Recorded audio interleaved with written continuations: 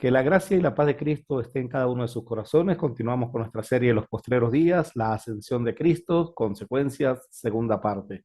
Hoy estudiaremos dos eventos en el cielo y dos eventos en la tierra. Tenemos nuestra línea del tiempo. El punto número 1, marcado con el nacimiento del Señor Jesús. El punto número 2, con la muerte, sepultura y resurrección del Señor Jesucristo. El punto número 3, la ascensión del Señor Jesús. Y comenzaremos a considerar las consecuencias que se suscitaron de esta ascensión. 4 eventos en el cielo: el Señor se sienta en el trono, el diablo es expulsado, el Espíritu Santo es enviado, Jesús abre el libro donde se le da a conocer el plan de Dios, y 3 eventos en la tierra: la llegada del Espíritu Santo a la tierra, la reconciliación en la tierra y establecimiento de la iglesia, y como tercer evento, la guerra espiritual. Hoy consideraremos la reconciliación en el cielo. Satanás es expulsado. Ese es el segundo evento en el cielo. El tercer evento en el cielo, el Espíritu Santo es enviado. El primer evento en la tierra, la llegada del Espíritu Santo a la tierra. Y el segundo evento en la tierra, la reconciliación en la tierra y el establecimiento de la iglesia. Entonces comencemos con el segundo evento en el cielo, la reconciliación en el mismo. Satanás es expulsado. La reconciliación. En la lección anterior estudiamos la entronización del Señor Jesús, cuando el Señor Jesús ascendió al cielo y se sentó en el trono de Dios. Sentado en su trono de gloria, a la derecha del Padre, siendo Rey, Señor, Sumo Sacerdote y Cristo, tiene toda la potestad en el cielo y en la tierra. Por cuanto agradó al Padre que en él habitase toda plenitud, y por medio de él reconciliar consigo todas las cosas, así las que están en la tierra como las que están en los cielos, haciendo la paz mediante la sangre de su cruz. Colosenses 1, 19 al 20. Por cuanto agradó al Padre que en él habitase toda plenitud. Colosenses 1, 19. La Nueva Traducción Viviente lo dice así: pues a Dios en toda su plenitud le agradó vivir en Cristo. Este es un texto que nos habla acerca de la divinidad del Señor Jesús, de la deidad, de cómo Jesús en carne, en cuerpo, en él habitó la deidad. Él era de naturaleza divina, también fue de naturaleza humana. El apóstol Pablo en Colosenses capítulo 2, versículo 9 dice: todo lo que Dios es, vive en Cristo, en su cuerpo humano. La Reina Valera dice: porque en él habita toda la plenitud de la deidad. Entonces agradó al Padre que en Cristo, en el Señor Jesús, en su cuerpo humano, habitase toda plenitud, todo lo que es Él, toda su divinidad. Y por medio de Él, por medio de Cristo Jesús, Dios hecho hombre, reconciliar consigo todas las cosas, así las que están en la tierra como las que están en los cielos, haciendo la paz mediante la sangre de su cruz. Y por medio de él reconciliar consigo todas las cosas, continúa diciendo el versículo. Dios mismo se hizo hombre en la persona de Jesús para reconciliar todas las cosas. Todas las cosas. ¿Cuáles? ¿Dónde? Dice: así las que están en la tierra como las que están en los cielos. Colosenses 1:20b. ¿Cómo? Haciendo la paz mediante la sangre de su cruz. Colosenses 1:20c. Apocatalazo es la palabra griega traducida como reconciliar y significa cambiar de una condición a otra, de modo que se elimine toda enemistad y no quede impedimento alguno a la unidad y la paz. La paz en la tierra se puede entender. El hombre era enemigo de Dios, y de la misma hablaremos cuando corresponde estudiar las consecuencias de la ascensión de Cristo en la tierra. Pero reconciliación en el cielo. ¿Acaso había situaciones en el cielo que ameritaban una reconciliación? Pues eso es lo que nos está diciendo el apóstol Pablo. Hizo la paz con todo lo que existe en el cielo, según Colosenses 1:20b en la Nueva Traducción Viviente. ¿Acaso no había paz en el cielo? La ascensión de Cristo al cielo trajo la paz. La sangre de Cristo derramada en la cruz es tan poderosa que llevó la paz al cielo. Veamos algunas cosas que sucedían en el cielo antes de la llegada de Jesús, antes de su ascensión. En el cielo había llanto, había tristeza. Y lloraba yo mucho porque no se había hallado a ninguno digno de abrir el libro, ni de leerlo, ni de mirarlo. Fue lo que manifestó Juan en Apocalipsis capítulo 5, cuando Dios le permitió ver esa escena cuando Cristo ascendía al cielo. Pero antes de su entrada triunfal, Juan pudo ver y dice que lloraba mucho porque había un libro en manos del anciano de días, en manos del Padre, donde estaba revelado el plan de Dios. Y hasta ese entonces, hasta antes de la llegada de Cristo al cielo, no había hallado a ninguno digno de abrir el libro, ni de leerlo, ni de mirarlo. De la apertura de este libro hablaremos luego, pero por ahora solo señalaré que hubo un tiempo donde en el cielo se derramaron lágrimas, cosa que no sucedió nunca más después de que Cristo ascendió y tomó el control. Y de hecho el mismo Apocalipsis nos dice que en el cielo no habrá más llanto. Para esto, para que no volviera a suceder nunca más, para que en el cielo no hubiera más llanto, era necesario la victoria del Señor Jesús. Era necesario el derramamiento de su sangre en la cruz. Y uno de los ancianos me dijo, no llores. He aquí que el león de la tribu de Judá, la raíz de David, ha vencido para abrir el libro y desatar sus 7 sellos. Apocalipsis 5:5. Qué hermoso es este texto bíblico. Mientras Juan lloraba, uno de los ancianos se acercó y le dijo, no llores. He aquí que el león de la tribu de Judá, la raíz de David, haciendo alusión al Señor Jesús, ha vencido, ha derramado su sangre en la cruz, ha vencido al que tenía el poder de la muerte, que era el diablo, y ha vencido para abrir el libro y desatar sus 7 sellos. Ya se podía develar el futuro de la humanidad. Pero había otra razón por la que en el cielo no había paz. El diablo podía entrar al cielo sin ningún tipo de problema. El acusador de nuestros hermanos, el que los acusa delante de nuestro Dios, día y noche. Apocalipsis 12:10c. Y esto lo hacía diariamente, día y noche, desde la creación del mundo.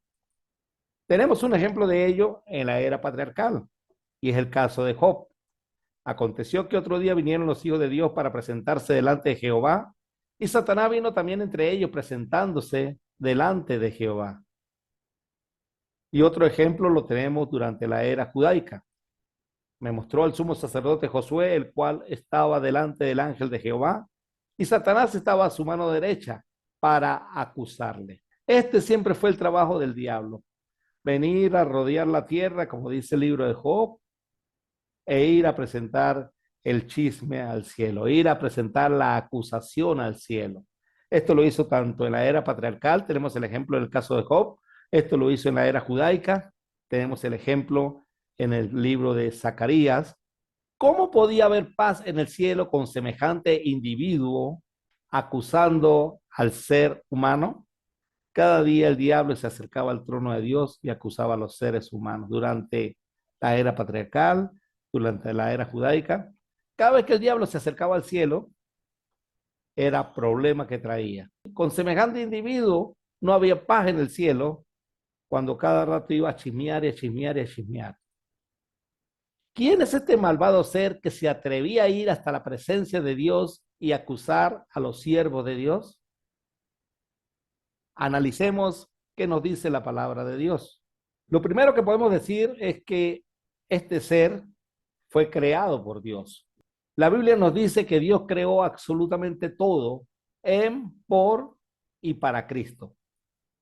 Porque en Él, en Cristo, fueron creadas todas las cosas, las que hay en los cielos y las que hay en la tierra, visibles e invisibles, sean tronos, sean dominios, sean principados, sean potestades, todo fue creado por medio de Él y para Él. Colosenses 1:16.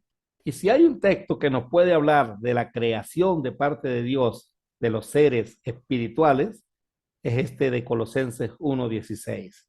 Este ser del que estamos hablando es un ser espiritual, es una criatura de Dios, fue un ser creado, por lo que tuvo un principio.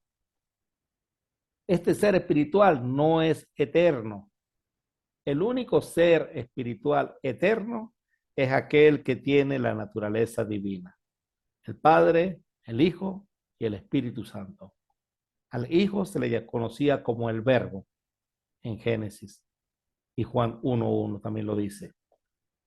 Esta criatura de la que estamos hablando tuvo un principio, fue creado. No se nos dice exactamente el momento en que fueron creados, pero debió haber sido en algún momento de los primeros 6 días.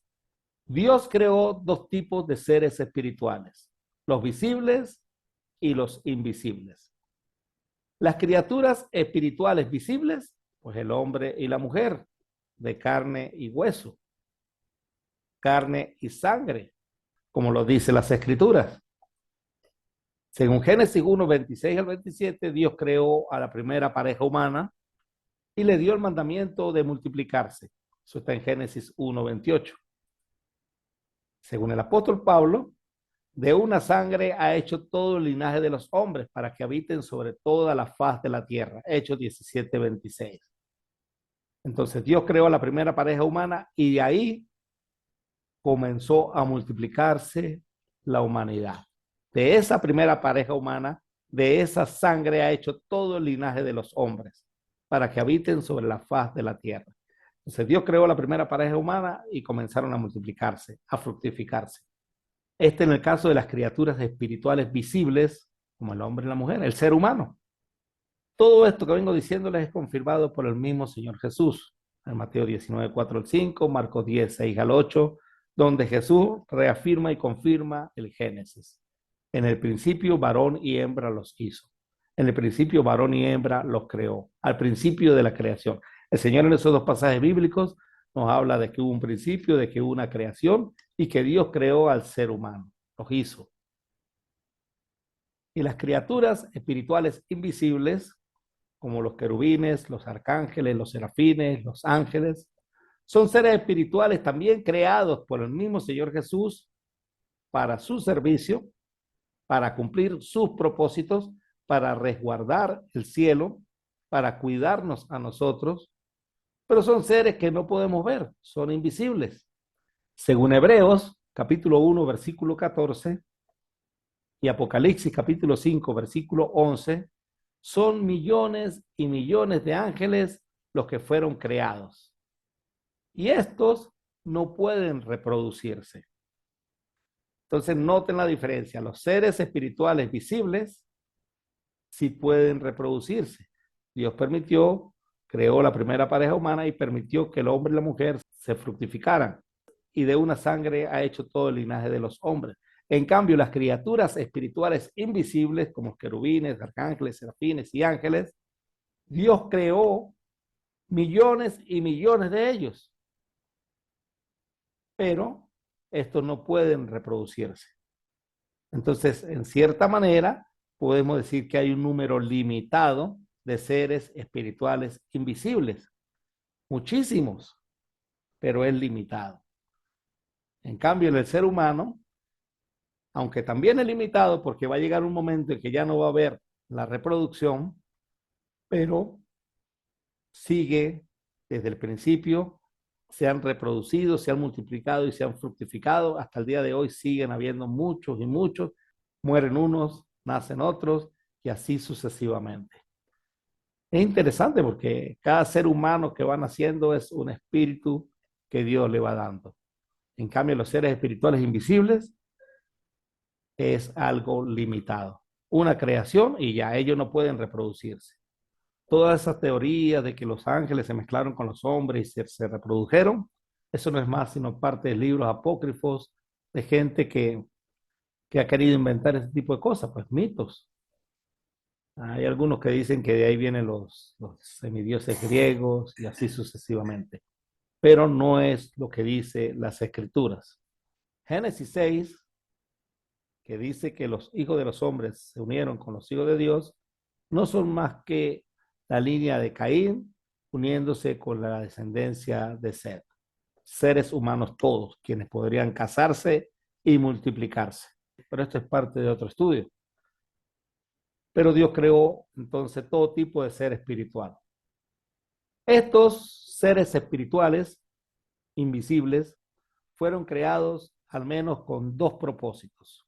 El primero, adorar a aquel por medio del cual y para quien fueron hechos. Colosenses 1:16, Hebreos 1:6. También las criaturas espirituales visibles, como el ser humano, también fue creado con este propósito. Adorar a aquel por medio del cual y para quien fueron hechos, para Jesús.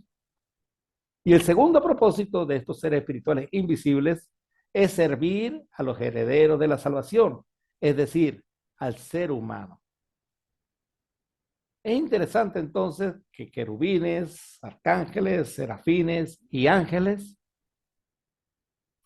deben cumplir un ministerio, y ese ministerio es servir a los herederos de la salvación, es decir, al ser humano, a la criatura espiritual visible. Este ser del cual estamos estudiando en esta parte del estudio es parte de los seres espirituales invisibles que tenía que cumplir con los objetivos antes señalados. No sabemos, como dije anteriormente, si era un querubín, un serafín, un arcángel o un ángel raso. Por lo que se nos habla luego, debió haber sido alguien con mucho peso en la jerarquía angelical. Arrastró a muchos ángeles con él. Hay teólogos que afirman que fue un querubín basado en Ezequiel 28, 13 al 16. Y creo que este pasaje se refiere al rey de Tiro. Pero todo lo que Dios había creado era bueno. Eso también nos lo dice la Escritura. Y vio Dios todo lo que había hecho y he aquí que era bueno en gran manera. Génesis 1:31. A Dios le pareció bueno haber creado a los seres espirituales visibles y a los seres espirituales invisibles. Dios no creó la maldad. Todo lo que Dios creó era bueno en gran manera. Entonces, ¿qué hizo que este ser espiritual se convirtiera en un ser malvado? Si Dios lo creó bueno, ¿qué hizo que este ser espiritual se convirtiera en un ser malvado? Es muy probable que a este ser no le agradó para nada la idea de tener que cumplir con los propósitos antes mencionados y decidió, por el mismo libre albedrío que Dios da a los seres espirituales creados, sublevarse y ponerse a la contraria de Dios. ¿Recuerdan los dos propósitos? El primero, adorar a aquel por quien fue hecho, adorar a Cristo. Y el segundo propósito, servir a los que son herederos de la salvación. Y dice Hebreo que el ser humano es inferior a los ángeles. A este ser no le pareció correcto que él, siendo un ser superior al ser humano, tuviera que servirle. De esta actitud tomada derivan sus nombres, tanto en el hebreo como en el griego. Según el hebreo, es Satán, que significa opositor, oponente, el archienemigo de lo bueno, el adversario, el enemigo, Satanás. Esto es lo que significa la palabra Satán. Un contrario, un adversario, un enemigo, el archienemigo de lo bueno, el que se opone a Dios. Y del griego es la palabra diabolos, de donde deriva la palabra diablo, que significa calumniador. Específicamente Satanás, y nos remite al hebreo.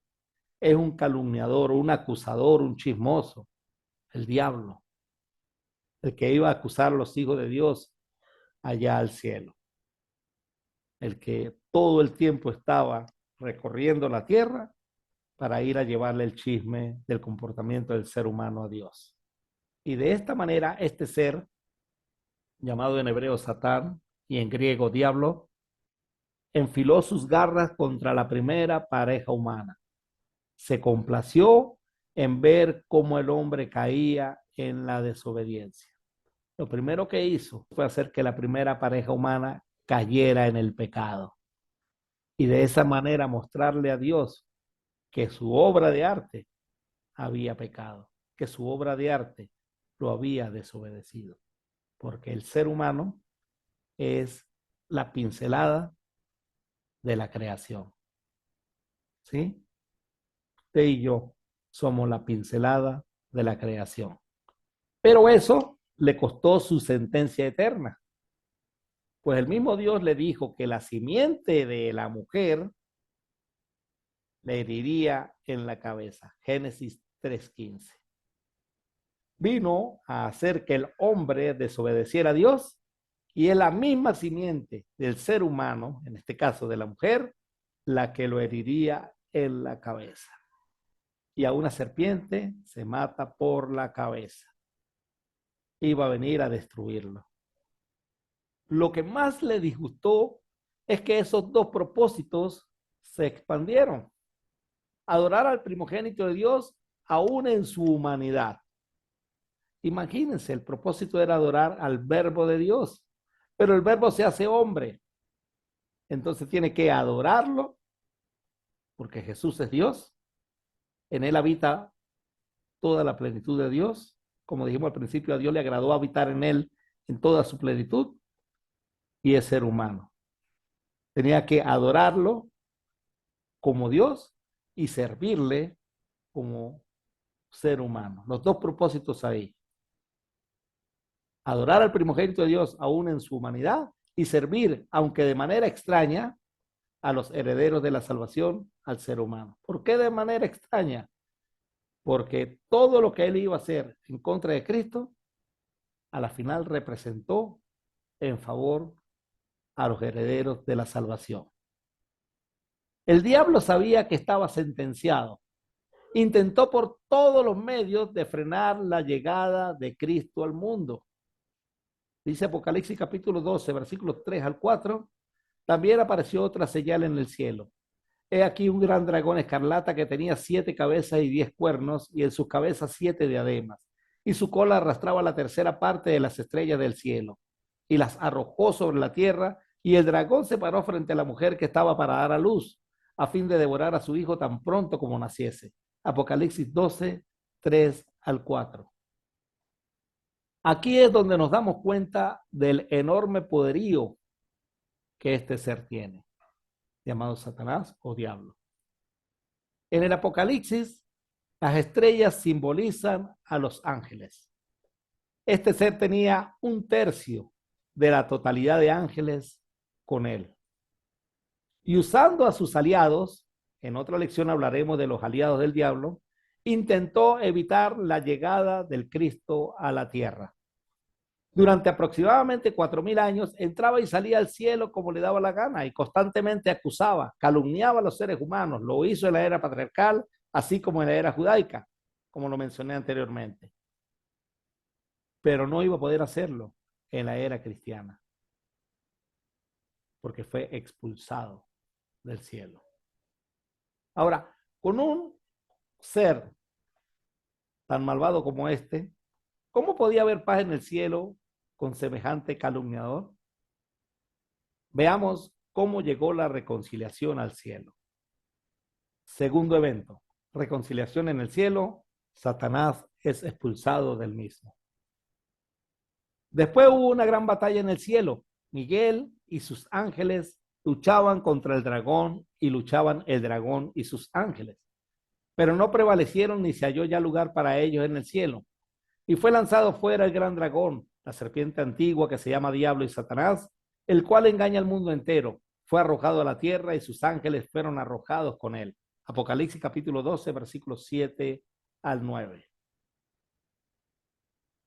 Después, con el que comienza el versículo, se refiere a lo que aconteció luego de la ascensión de Jesús.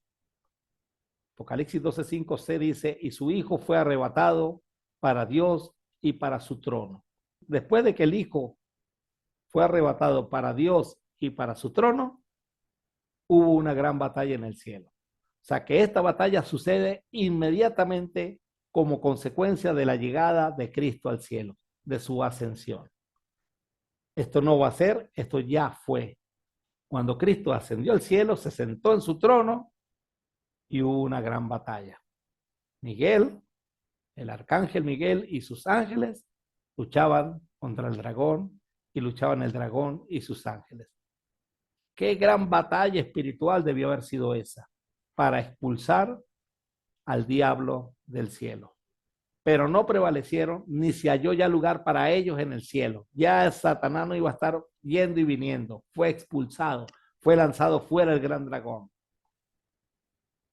La serpiente antigua, y nos identifica quién es, que se llama Diablo y Satanás, el cual engaña al mundo entero.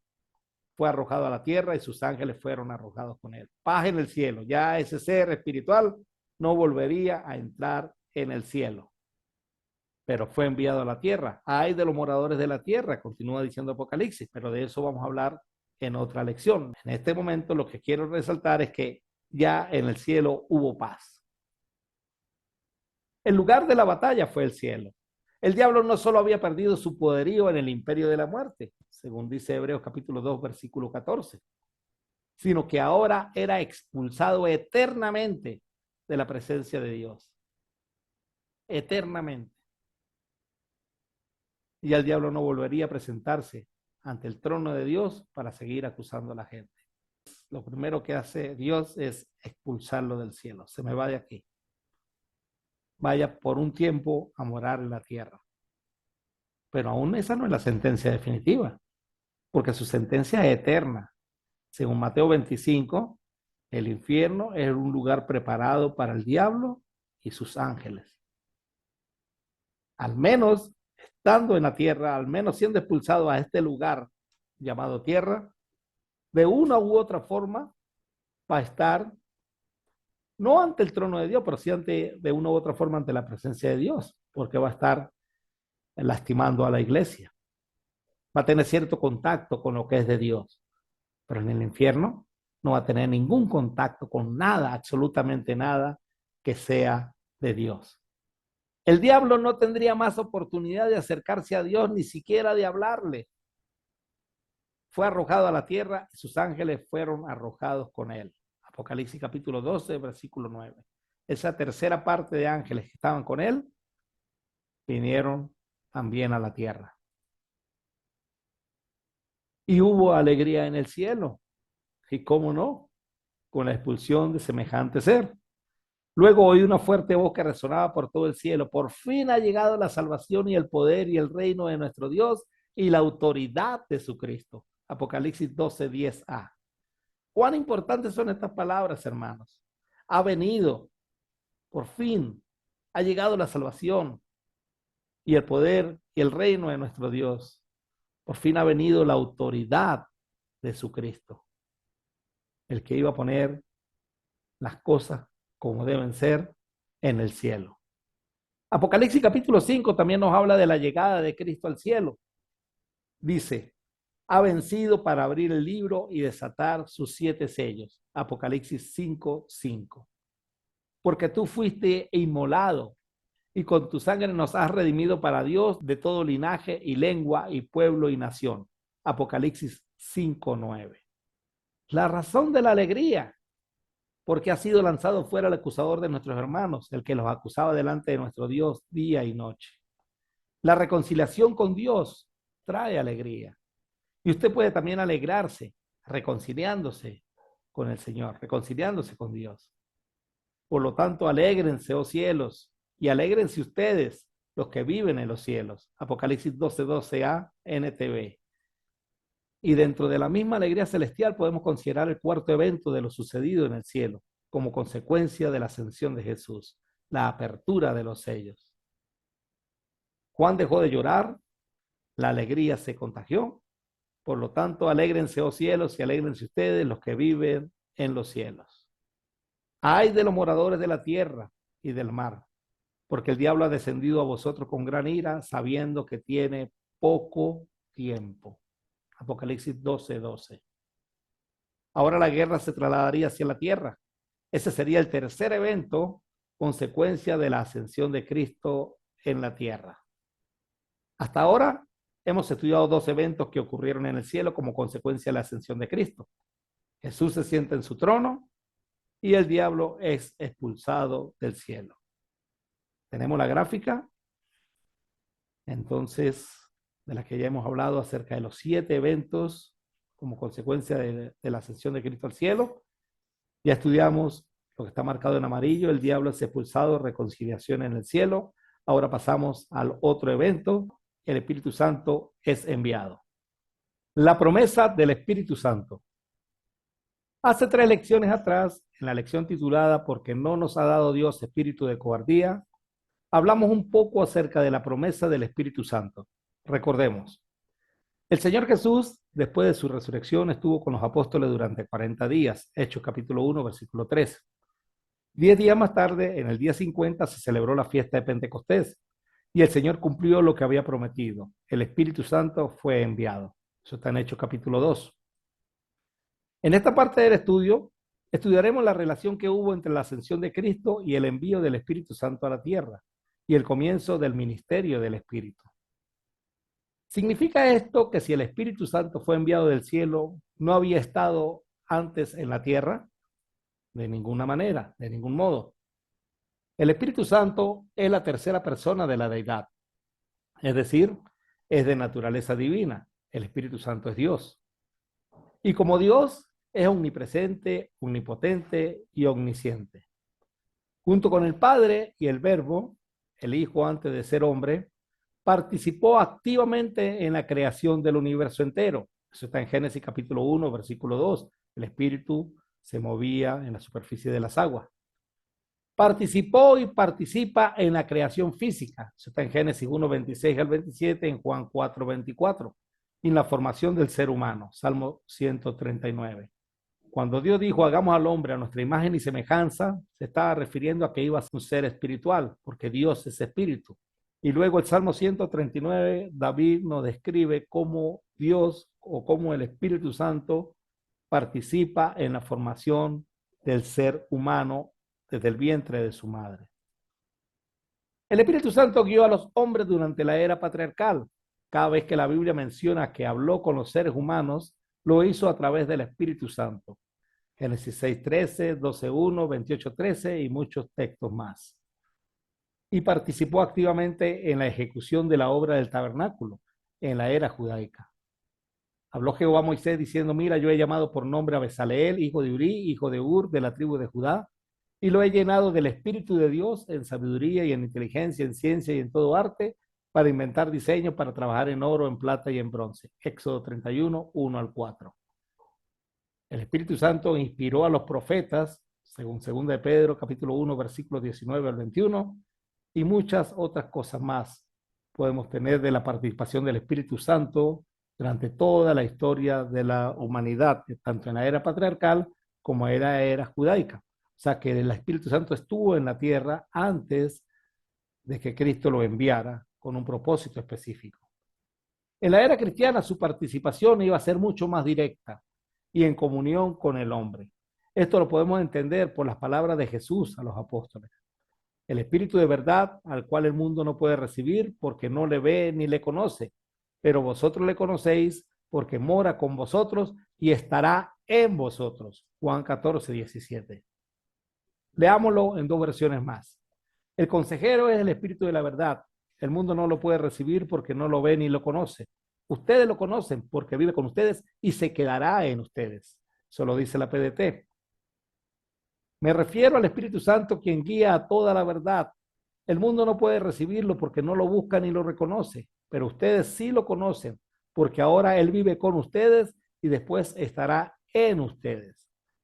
Claramente observamos que el Espíritu Santo durante las etapas anteriores, la patriarcal, la judaica, estuvo con los hombres, pero la promesa que hizo Jesús fue que iba a estar en nosotros, es decir, iba a morar en el ser humano. En el último y gran día de la fiesta, Jesús se puso en pie y alzó la voz diciendo, si alguno tiene sed, venga a mí y beba. El que cree en mí, como dice la Escritura, de su interior correrán ríos de agua viva. Esto dijo del Espíritu que habían de recibir los que creyesen en él, pues aún no había venido el Espíritu Santo, porque Jesús no había sido aún glorificado. Juan 7, 37 al 39. Pero ¿cuándo iba a ocurrir esto? Veamos qué nos dicen algunas escrituras.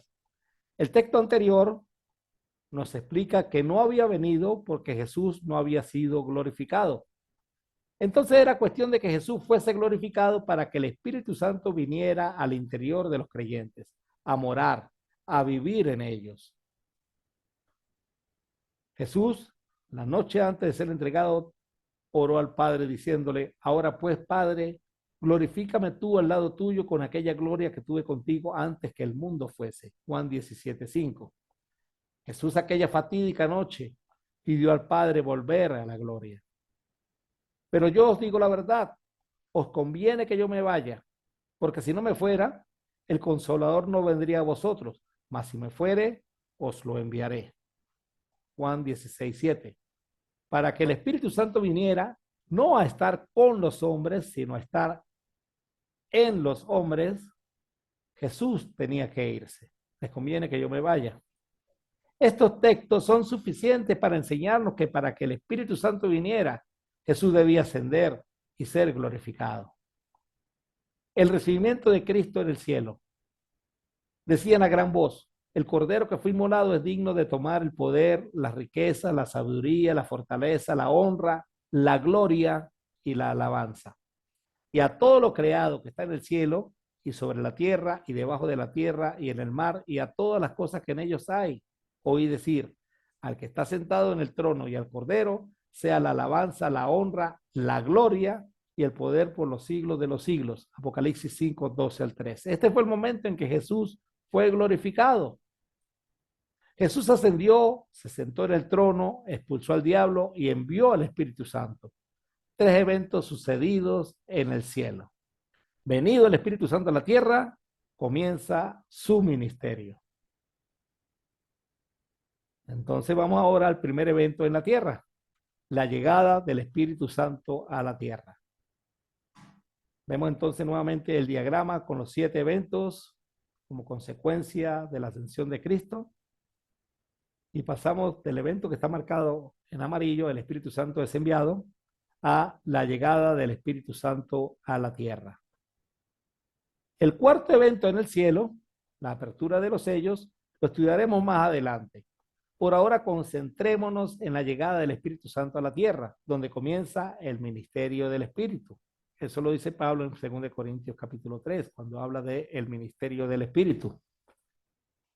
Ya en la lección, porque no nos ha dado Dios espíritu de cobardía, hablamos un poco al respecto. Así que si no ha estudiado dicha lección, le recomiendo que lo haga para que pueda entender mejor, porque en esta lección no voy a hablar cosas que ya hemos estudiado anteriormente.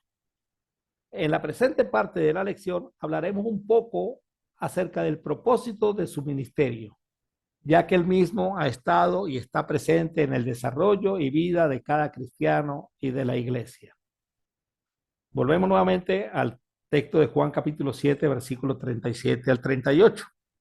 En el último y gran día de la fiesta, Jesús se puso en pie y alzó la voz diciendo: si alguno tiene sed, venga a mí y beba.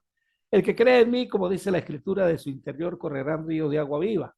Esto dijo del Espíritu que habían de recibir los que creyesen en él, pues aún no había venido el Espíritu Santo porque Jesús no había sido aún glorificado.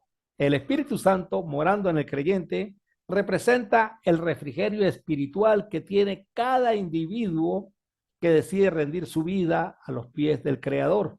Así que arrepentíos y convertíos para que sean borrados vuestros pecados, para que vengan de la presencia del Señor tiempos de refrigerio. Hechos 3:19.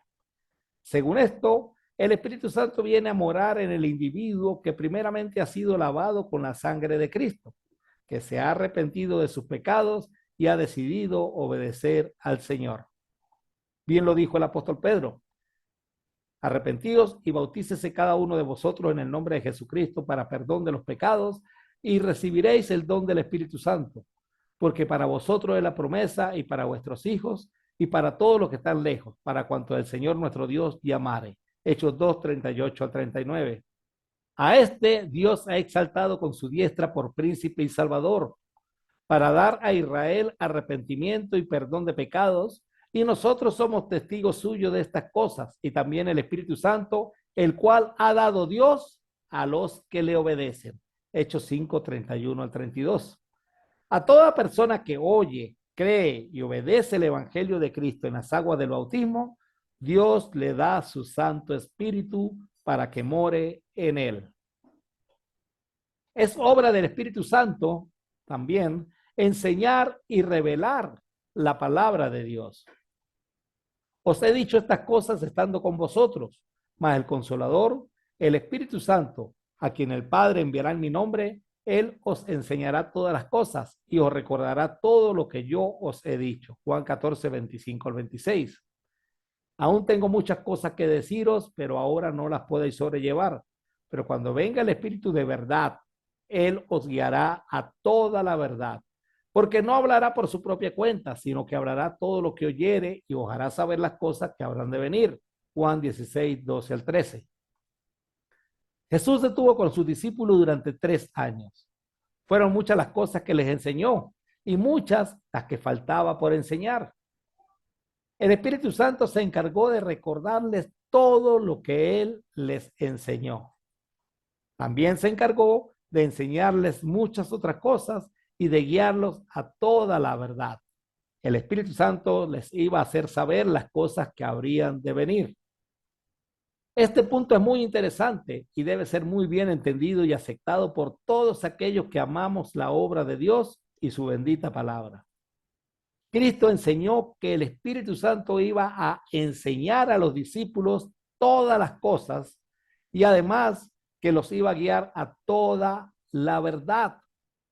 Como es imposible que Cristo mienta, porque es imposible que Dios mienta, podemos decir con aplomo que esta parte del trabajo del Espíritu Santo se completó en ellos. ¿Con quién estaba Cristo reunido ahí? Con los discípulos. Y a ellos les dijo que el Espíritu Santo los iba a guiar a toda la verdad. Por lo tanto, como es imposible que Cristo mienta, podemos decir con aplomo que esta parte del trabajo del Espíritu Santo se completó en ellos, en el primer siglo.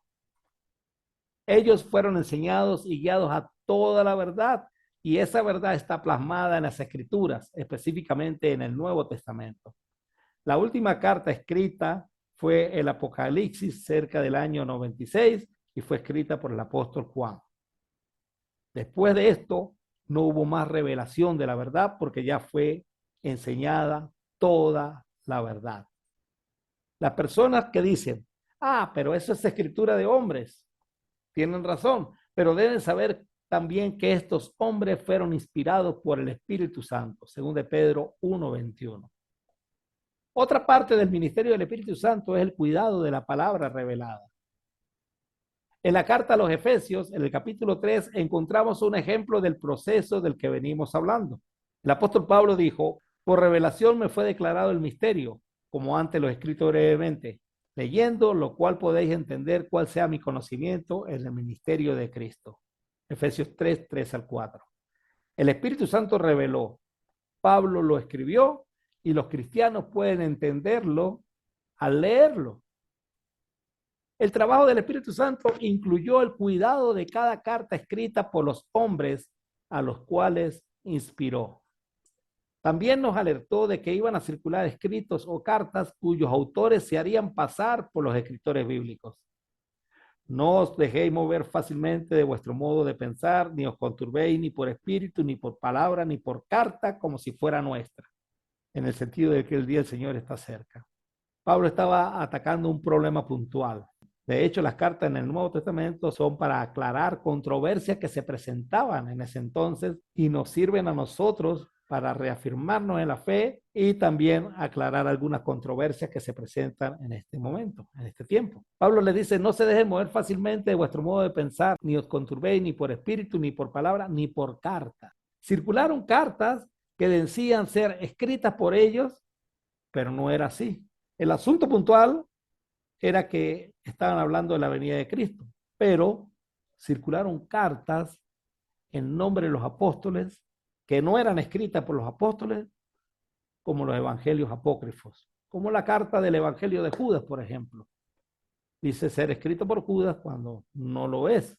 Y en este tiempo, para nosotros es mucho más fácil porque se ha investigado y se ha estudiado que no pertenece a Judas ese escrito. Pero para aquel entonces, ¿cómo hacían ellos para saber si realmente era o no escrita? Por Judas, por Pedro, por diferentes autores bíblicos que personas usaban sus nombres, sus firmas, para decir que ellos eran los que habían escrito. No se dejen mover fácilmente. El Espíritu Santo dijo, mire, yo voy a cuidar la palabra escrita, pero estén pendientes, porque va a haber gente que va a escribir cartas como si fueran de ellos. El Espíritu Santo cuidó cada carta, cada libro, y guió a los hombres de aquel tiempo a recopilarlas en un canon. Siglo I se terminaron de escribir. Siglo II y III, estas cartas escritas circulaban en algunas congregaciones, en algunas iglesias, pero no había la suficiente cantidad de copias. Por lo tanto, la transmisión oral era lo que prevalecía en ese entonces. Siglo IV, el Espíritu Santo guió a los hombres para recopilar todos los escritos del Nuevo Testamento en uno y hacer un canon. Esto lo vamos a estudiar en el transcurso de estas lecciones, simplemente estoy dando un resumen. Fueron los creyentes quienes ayudaron a compilarlos siempre bajo el cuidado del Espíritu Santo. Ningún hombre o iglesia o denominación puede atribuirse la autoría del Nuevo Testamento.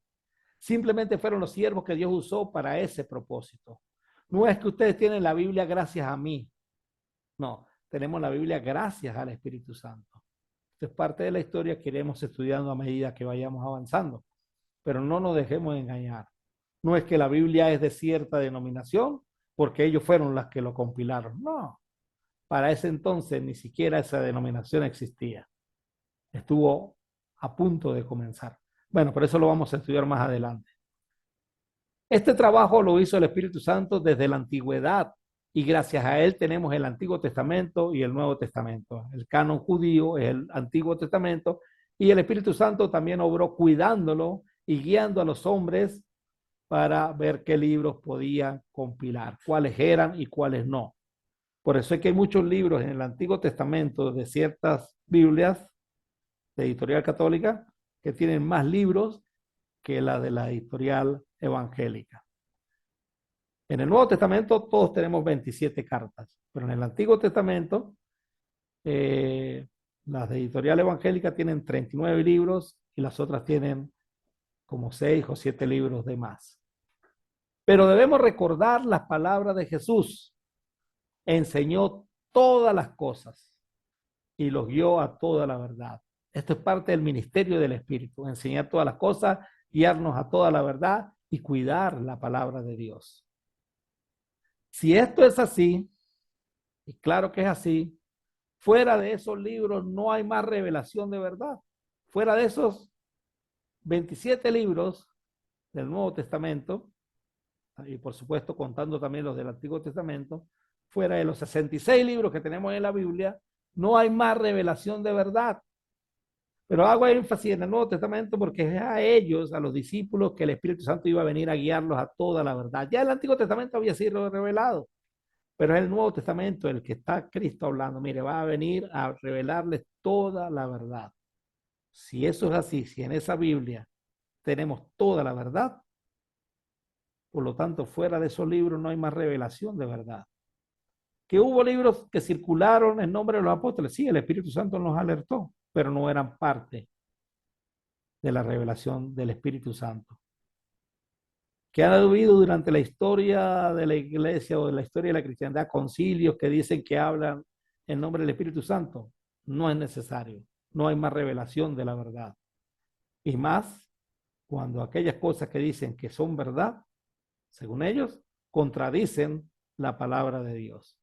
Pero esto lo vamos a estudiar más adelante. Hay que tener paciencia porque eso es progresivo. Si esto es así, si ya toda la revelación de la verdad está dada, no hay lugar para nuevas enseñanzas, ni hay lugar para nuevas profecías. Toda enseñanza espiritual que según los hombres provenga de Dios debe ser comparada con la revelación y la enseñanza dada y compilada en el Nuevo Testamento. Si esta va de acuerdo con el mismo, entonces no es una enseñanza nueva, es la enseñanza ya enseñada, valga la redundancia, y revelada. Pero si esta no va de acuerdo con la enseñanza bíblica, sino que la contradice abiertamente, entonces no es una enseñanza de Dios. Sin temor alguno, usted como creyente y yo como creyente debemos hacer caso omiso. Eso no es una enseñanza de Dios. Aunque ellos digan que haciendo esto nos apartamos de la verdad divina. nos apartamos de la fe divina. Supongamos entonces que esta enseñanza espiritual que enseñan algunos hombres no contradice lo que está revelado. Entonces debe someterse a los principios enseñados en la misma. Hay enseñanzas hoy día que no tenemos una claridad. Por ejemplo, donde dice la Biblia que debemos respetar las luces del semáforo. En ningún lado. Pero debemos someter eso a los principios enseñados en la Biblia, a la obediencia a las autoridades civiles. Si la autoridad civil dice que hay que respetar la luz del semáforo, hay que respetar la luz del semáforo. Ahora, si la autoridad civil dice que tenemos que hacer algo que va en contra de lo que dice la Biblia, el principio bíblico es justo obedecer a Dios antes que a los hombres. Entonces, si la enseñanza no contradice, entonces debemos someternos a los principios enseñados en la misma. Lamentablemente, y como lo vamos a estudiar en lecciones posteriores, muchos creyentes hicieron todo lo contrario y no le creyeron ni le creen a Cristo cuando dice que el Espíritu Santo iba a enseñar todas las cosas y a guiarlos a toda la verdad. El mismo Espíritu Santo, en la parte de su ministerio que corresponde al cuidado de la iglesia y de la enseñanza de Cristo, nos lo advierte. Pero el Espíritu dice claramente que en los postreros tiempos algunos apostatarán de la fe escuchando a espíritus engañadores y a doctrina de demonios. 1 Timoteo 4, 1 al 2. Lamentablemente esta doctrina de demonios iban a salir de entre los mismos cristianos. Por tanto, mirad por vosotros y por todo el rebaño en que el Espíritu Santo os ha puesto por obispo para apacentar la iglesia del Señor, la cual él ganó por su propia sangre. Porque yo sé que después de mi partida entrarán en medio de vosotros lobos rapaces que no perdonarán al rebaño. Y de vosotros mismos se levantarán hombres que hablen cosas perversas para arrastrar tras sí a los discípulos. Hechos 20, 28 al 30. Esta es una realidad que podemos confirmar durante la historia del cristianismo. Y es una verdad que hasta el día de hoy sigue cumpliéndose. Hay hombres de entre la misma iglesia que se levantan para hablar cosas perversas, para arrastrar tras sí a los discípulos. Pero el mismo Espíritu Santo nos dice cómo saber si lo que se enseña es correcto o no, si va de acuerdo a la verdad revelada o no. Anteriormente dijimos que Pablo nos advirtió, el Espíritu Santo a través de Pablo nos advirtió que iban a haber cartas que iban a circular en nombre de ellos. Vamos a ver cómo podemos saber si eso va de acuerdo o no a la verdad revelada.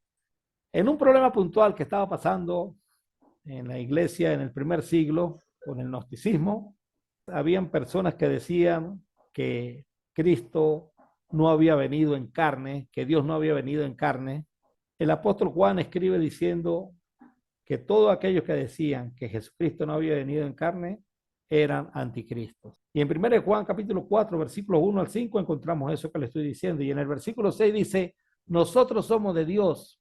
El que conoce a Dios nos oye y el que no es de Dios no nos oye. En esto conocemos el espíritu de verdad y el espíritu de error.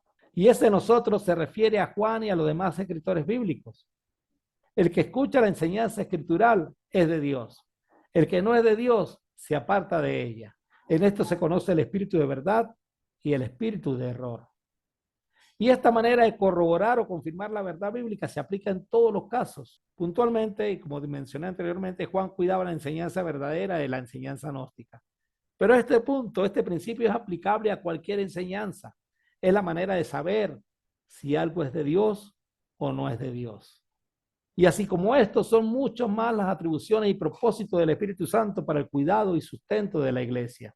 Él se encarga de poner obispos o ancianos en las congregaciones, Hechos 20, 28. Él fortalece la iglesia, Hechos 9, 31. Nos guía en la predicación del Evangelio, Hechos 16, 6. Y muchos más. Entre ellos, el Espíritu Santo tiene una gran comisión, la cual desempeña en colaboración con el hombre. Y cuando Él venga, convencerá al mundo de pecado, de justicia y de juicio. Juan 16, 8. El hombre predica y el Espíritu Santo convence. Tenemos muchos ejemplos de ello en los diversos casos de conversión. Entre ellos el del etíope en Hechos 8, 26 al 40. Si usted quiere, lo puede leer. Y esto nos lleva al segundo evento en la tierra. La reconciliación en la tierra y el establecimiento de la iglesia. Nuevamente el gráfico. En amarillo, la llegada del Espíritu Santo a la tierra. Ahora vamos a estudiar la reconciliación en la tierra y el establecimiento de la iglesia. Y por medio de él reconciliar consigo todas las cosas, las que están en la tierra como las que están en los cielos, haciendo la paz mediante la sangre de su cruz. Colosenses 1:20. Cristo con su sacrificio en la cruz nos dio la oportunidad de ser reconciliados con Dios. Hubo reconciliación en el cielo. Estudiamos al principio de esta lección. Ahora nos acercamos al momento de la reconciliación en la tierra. Ya todo estaba dispuesto. El sacrificio de expiación se había realizado. Cristo derramó su sangre en la cruz. Había entrado a la presencia de Dios en el lugar santísimo espiritual, el cielo mismo. Pero Cristo, habiendo ofrecido una vez para siempre un solo sacrificio por los pecados, se ha sentado a la diestra de Dios. Hebreos 10:12. Ahora, como sumo sacerdote y como rey, con toda la autoridad en el cielo y en la tierra, y habiéndole dado Dios, el Padre, el señorío, envía el Espíritu Santo a la tierra. Nuevamente les vuelvo a recomendar la lección porque no nos ha dado Dios espíritu de cobardía, donde estudiamos en detalle la llegada del Espíritu Santo a la tierra, el comienzo de la reconciliación y el establecimiento de la iglesia. En esta parte de la lección nos enfocaremos en el papel que tiene el Espíritu Santo en esta reconciliación. Claramente, nosotros éramos enemigos de Dios. Dice la Biblia en Colosenses 1:21 al 23, y a vosotros también, que erais en otro tiempo extraños y enemigos en vuestra mente, haciendo malas obras, ahora os ha reconciliado en su cuerpo de carne por medio de la muerte, para presentaros santos y sin mancha e irreprensibles delante de él. Si en verdad permanecéis fundados y firmes en la fe, y sin moveros de la esperanza del evangelio que habéis oído, el cual se predica en toda la creación que está debajo del cielo, del cual yo, Pablo, fui hecho ministro. Colosenses 1:21 al 23. Porque si siendo enemigos fuimos reconciliados con Dios por la muerte de su Hijo, mucho más estando reconciliados seremos salvos por su vida. Y no solo esto, sino que también nos gloriamos en Dios por el Señor nuestro Jesucristo, por quien hemos recibido ahora la reconciliación. Romanos 5:10 al 11. En la obediencia al Evangelio se hace efectivo el perdón de los pecados y Dios nos da su Espíritu Santo.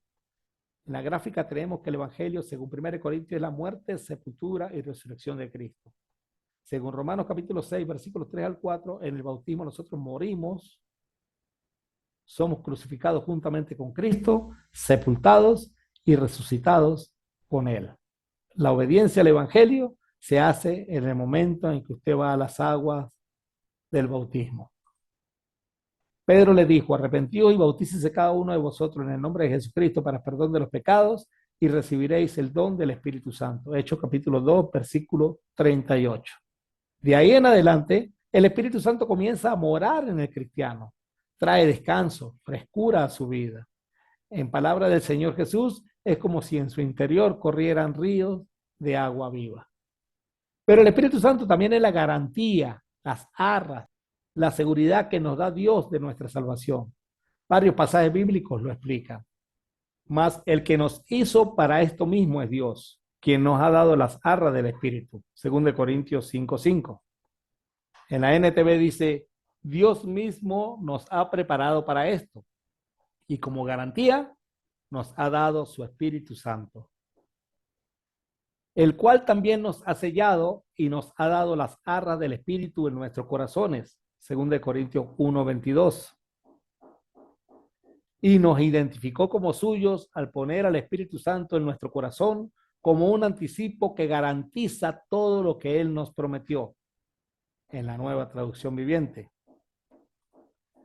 En Él también vosotros, habiendo oído la palabra de verdad, el evangelio de vuestra salvación y habiendo creído en Él, fuisteis sellados con el Espíritu Santo de la promesa, que es las arras de nuestra herencia hasta la redención de la posesión adquirida para alabanza de su gloria. Efesios 1:13-14. Veamos cómo lo dice la NTV. Además, cuando creyeron en Cristo, Dios los identificó como suyos al darles el Espíritu Santo, el cual había prometido tiempo atrás. El Espíritu es la garantía que tenemos de parte de Dios de que nos dará la herencia que nos prometió y de que nos ha comprado para que seamos su pueblo. Dios hizo todo esto para que nosotros le diéramos gloria y alabanza. Tan grande es el amor de Dios por el ser humano que se ha acercado a nosotros de una manera extraordinaria. Primeramente a través de la creación, luego con el tabernáculo, después en el templo, después habitó entre nosotros en la persona de Jesús y ahora su espíritu mora en el creyente. ¿No se dan cuenta de que su cuerpo es el templo del Espíritu Santo, quien vive en ustedes y les fue dado por Dios? Ustedes no se pertenecen a sí mismos, porque Dios los compró a un alto precio, por lo tanto honren a Dios con su cuerpo. 1 Corintios 6, 19 al 20, en la Nueva Traducción Viviente. Porque vosotros sois el templo del Dios viviente, como Dios dijo, habitaré y andaré entre ellos y seré su Dios y ellos serán mi pueblo. 2 Corintios 6, 16. Y estas cosas las dijo en alusión a cómo debemos llevar nuestras vidas. Los que hemos sido comprados con la sangre de Cristo, debemos honrar a Dios en cuerpo, alma y espíritu. Absteneos de toda especie de mal, y el mismo Dios de paz os santifique por completo, y todo vuestro ser, espíritu, alma y cuerpo, sea guardado irreprensible para la venida de nuestro Señor Jesucristo. Fiel es el que os llama, el cual también lo hará. 1 Tesalonicenses 5, 22 al 24. Mientras permanezcamos fieles, Dios mantendrá esa garantía en nosotros. Si en verdad permanecéis fundados y firmes en la fe y sin moveros de la esperanza del evangelio que habéis oído. Colosenses 1:23. Y en alusión a ese evangelio nos dice, por el cual asimismo si retenéis la palabra que os he predicado sois salvos, si no creísteis en vano. 1 Corintios 15:2. Porque es imposible que los que una vez fueron iluminados y gustaron del don celestial y fueron hechos partícipes del Espíritu Santo y asimismo gustaron de la buena palabra de Dios y los poderes del siglo venidero y recayeron, sean otra vez renovados para arrepentimiento, crucificando de nuevo para sí mismo al Hijo de Dios y exponiéndole al vituperio. Hebreos 6, 4 al 6. Mientras permanezcamos fieles, Dios mantendrá esa garantía en nosotros. Si sufrimos, también reinaremos con Él. Si le negáremos, Él también nos negará. Si fuéramos infieles, Él permanece fiel. Él no puede negarse a sí mismo. Dios permanece fiel a su palabra. Si le negáremos, Él también nos negará. Fiel es el que os llama, el cual también lo hará. 1 Tesalonicenses 5:24.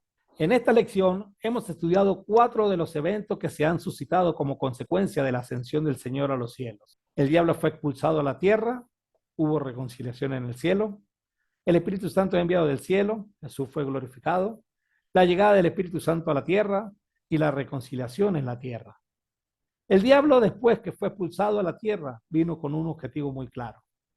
Entonces el dragón se llenó de ira contra la mujer y se fue a hacer guerra contra el resto de la descendencia de ella, los que guardan los mandamientos de Dios y tienen el testimonio de Jesucristo. Apocalipsis 12:17. Comienza la guerra espiritual, el evento número 7 y el tercero de lo que sucede en la tierra. En la próxima lección estudiaremos las estrategias que usarán cada uno de los generales involucrados en esta guerra. La estrategia del diablo y la estrategia de Dios. La apertura de los 7 sellos, el cuarto evento en el cielo. Esta fue la lección Consecuencias de la ascensión de Cristo al cielo en su segunda parte. 2 eventos en el cielo y 2 eventos en la tierra. Que Dios les continúe bendiciendo grandemente. Nos vemos en una próxima oportunidad, si el Señor así lo permite. Bendiciones para todos.